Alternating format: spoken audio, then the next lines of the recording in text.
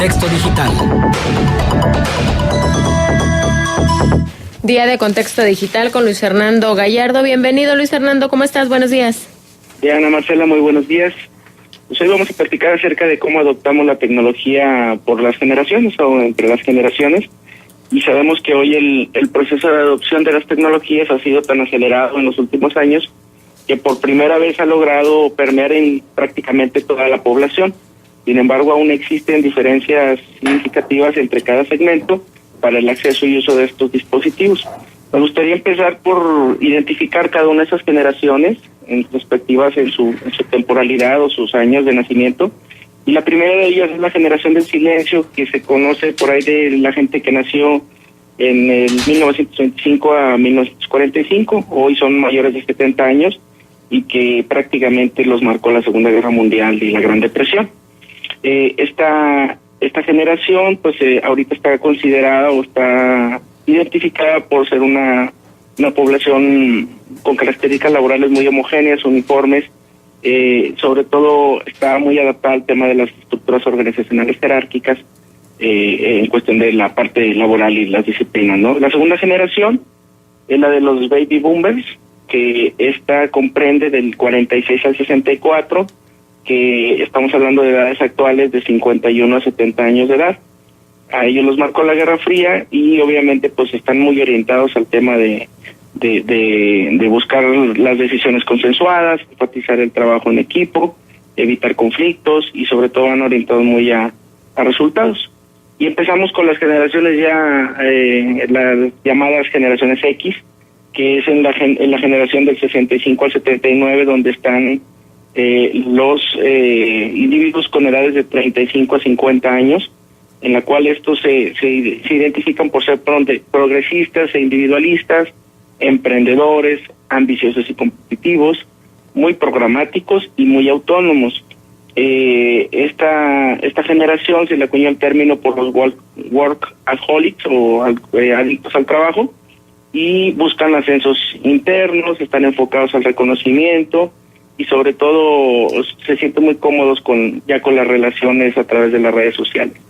Viene la generación Y o la generación llamada millennial, en la cual comprende de los 80s al 2000, edades actuales son de 15 a 34 años, y bueno, son altamente productivos, trabajan de manera apasionada por sí mismos, generan sus propios contenidos y están muy metidos en la inversión hacia la tecnología, ¿no? Ya adquieren mucha tecnología, de hecho son los que más gastan en términos de tecnología.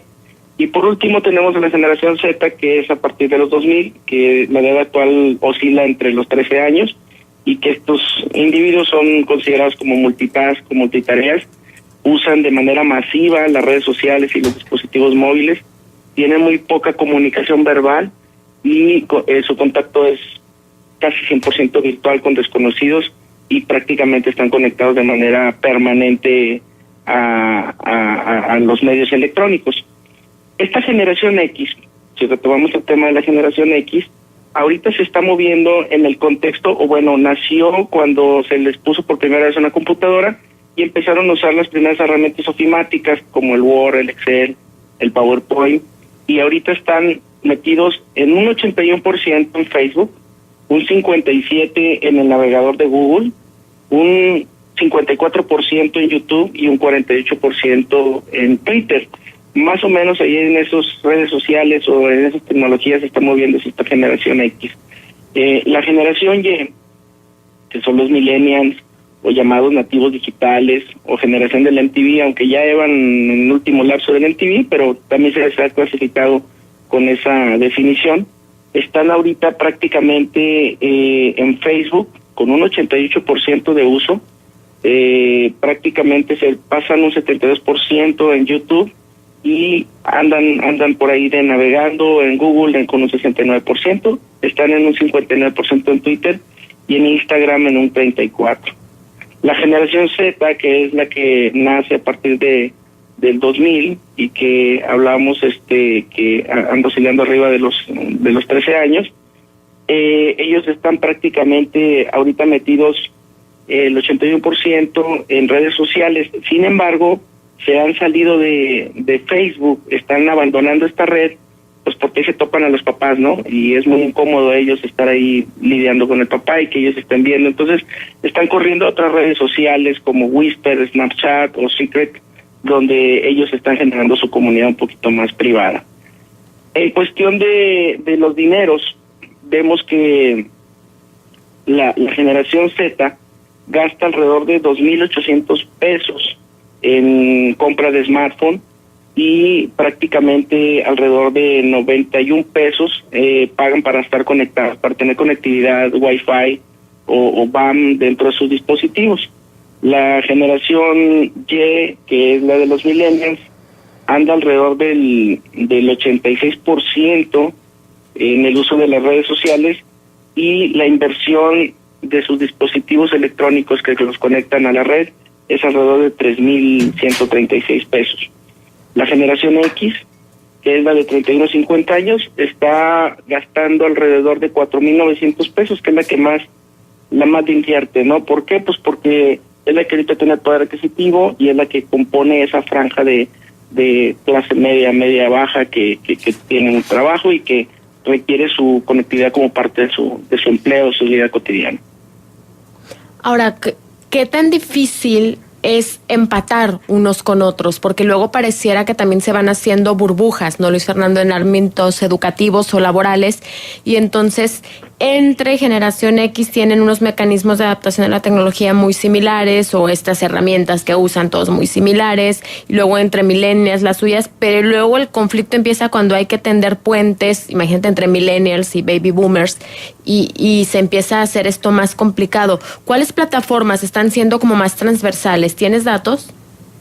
Las plataformas que están siendo transversales ha sido Facebook y YouTube, pero nada más en ciertas generaciones. La generación Z, esa sí se está aislando completamente, y creo que obedece a un comportamiento sociológico, ¿no?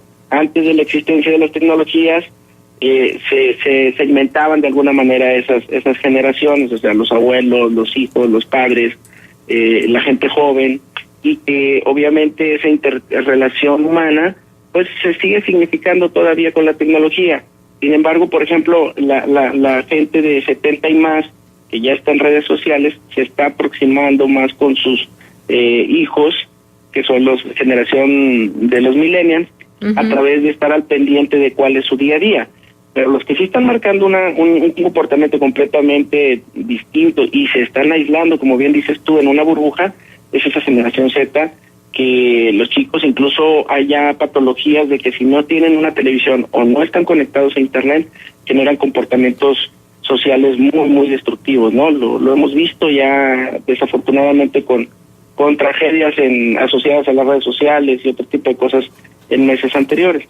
Entonces, el resto de los segmentos sí se están se están traslapando, vaya. ¿Y eso qué implicaciones va a tener en términos laborales? Porque ahorita lo estamos viendo todavía como fenómenos con los niños o los adolescentes que pertenecen a esta generación, y creo que estos fenómenos, por ejemplo, de comportamientos violentos si no tienen acceso al dispositivo, y lo estamos viendo como desde una perspectiva familiar. Pero ¿qué va a pasar dentro de 5 o 10 años que estos chicos empiecen a ser mis compañeros de trabajo? ¿Cómo vamos a ser compatibles en términos laborales? Aquí es donde se está generando esta nueva generación, donde ellos están viendo de otra manera la parte laboral. Ahora ellos crean contenidos, se hacen de dinero, que son estos niños que están, no sé, por ejemplo, los polinesios o algunos otros blogueros, donde realmente generan una gran cantidad de dinero por sus contenidos. Bueno, pero no todos van a ser youtubers famosos. Entiendo. La gran mayoría va a terminar trabajando en una oficina, en una empresa, para hacer un trabajo en equipo, y se va a tener que integrar a dinámicas en equipo. Exactamente, ahí es donde entra ese aislamiento, y que es el reto de cómo se van a integrar a estas estructuras organizacionales demasiado cuadradas, y que la tecnología está generando, como bien dices tú, esa no compatibilidad, ¿no?, de tu vida real y laboral con respecto a ese aislamiento y ese individualismo virtual que estos chicos están teniendo, ¿no? El acceso demasiado temprano a esos dispositivos creo que es lo que está ampliando esa burbuja. Déjame plantearte una pregunta que seguramente tienes información. Hace tiempo vengo leyendo y construyendo una idea que quiero compartir contigo. Pareciera que las otras generaciones, las que vamos por delante de esta generación Z, estamos contemplando el ideal hacia una modificación de los mecanismos de trabajo, de estudio, etcétera, para ajustarnos a sus formas. Y entonces pareciera que quien va a la vanguardia es quien diseña métodos, modelos de trabajo, de estudio, de colaboración, que están adaptadas a sus formas. Y cada vez más frecuentemente me pregunto, ¿y no será al revés? ¿No tendríamos que también estar rescatando lo más favorable y lo más enriquecedor de otras formas, de otras generaciones, como finalmente lo hemos tenido que hacer constantemente a lo largo del siglo XX? Creo que ¿Quién se va a adaptar a quién? Creo que el trabajo colaborativo es la clave para que esos valores de esa generación del silencio, por ejemplo, donde está de por medio la lealtad, el respeto, la disciplina, el trabajo colaborativo, ¿sí? Se permea a través de la herramienta. O sea, la herramienta tiene que ser eso, nada más, la pura herramienta, no el fin último. Lo vemos ahorita con el tema de educación. Hoy vemos prepa en línea, secundaria en línea, carreras en línea, pero son contenidos fríos en los cuales no hay la otra parte humana que te dé esa calidez de la compartición de ese conocimiento. Fíjate, hay una forma de educación en la India muy interesante donde el gobierno contrata a las abuelitas para que las abuelitas en tiempo real estén simplemente motivando a los estudiantes en línea que están adquiriendo conocimientos. Ese estímulo, que son abuelitas que atienden a niños que no son sus nietos, pero que les premian con un aplauso, con una motivación, está haciendo que el conocimiento que adquieren estas personas a través de la tecnología realmente adquiera otro contexto y que sea una integración un poquito más humana, aunque sigue siendo virtual. Ya hay cuando menos un ser humano virtual real, no una máquina, no un quiz que te dice que pasaste o no pasaste tu examen, sino es una persona de verdad que te está diciendo a través de la tecnología pues que vas muy bien, que le echas muchas ganas y te estimula para que puedas sentir ese contacto humano virtual, vaya. ¿Sabes qué pienso? Acabo de leer un tema, no sé si tú lo viste también, de un proyecto de un grupo de mujeres emprendedoras en Estados Unidos que hicieron algo que se llama Escuela para ser adultos. Y entonces apelaban, en principio decían ellos que empezó siendo un juego, a que sus hijos adolescentes pareciera que no saben ser adultos y no los están enseñando a ser adultos. Y recuerdo lo que acabas de decir, rescatar estas formas de trabajo, de colaboración, de hacer equipo, estos valores de otras generaciones, como la disciplina, el tema de los horarios, el tema de los objetivos. Y pareciera que no solo tuvieron mucho éxito porque agotaron sus expectativas de inscripción, sino que ya tienen proyectos de empresas que quieren colaborar, empresas cuya mayoría de la planta laboral son millennials, y dicen, bueno, es que son muy buenos en su trabajo, pero necesitan ir a la escuela para ser adultos. Excelente eso. Si recordarás, Nuevo León, la Universidad Autónoma de Nuevo León, tiene la Universidad del Adulto Mayor y es 100% con tecnologías, donde involucran ya para que el adulto mayor pues no se ponga a estudiar matemáticas ni eso, sino que disfrute el tema de su vida, claro, pero a través de estas tecnologías, y que creo que podría hacerse una sinergia muy interesante con lo que tú estás comentando, ¿no? Pues deja sobre la mesa, creo que un tema bien interesante, el tema de la intergeneración. Finalmente va a ser un debate, sobre todo cuando las generaciones están siendo por comportamientos, y tú lo describías al inicio, cada vez periodos más cortos, es decir, las primeras generaciones que describes abarcan periodos de 2 o incluso 3 décadas hasta notar un gran cambio en el comportamiento, y hoy esos periodos se van haciendo cada vez más breves. Entonces los periodos y las adaptaciones a los cambios vendrán de una forma más permanente. Bien interesante. Déjanos el punto de contacto, Luis Fernando, por favor. Con todo gusto, estamos en Twitter, en L Gallardo A. Muchísimas gracias, Luis Fernando Gallardo, en el contexto digital de esta semana. 9 de la mañana, con 4 minutos. Vamos a la pausa. Vamos a la pausa.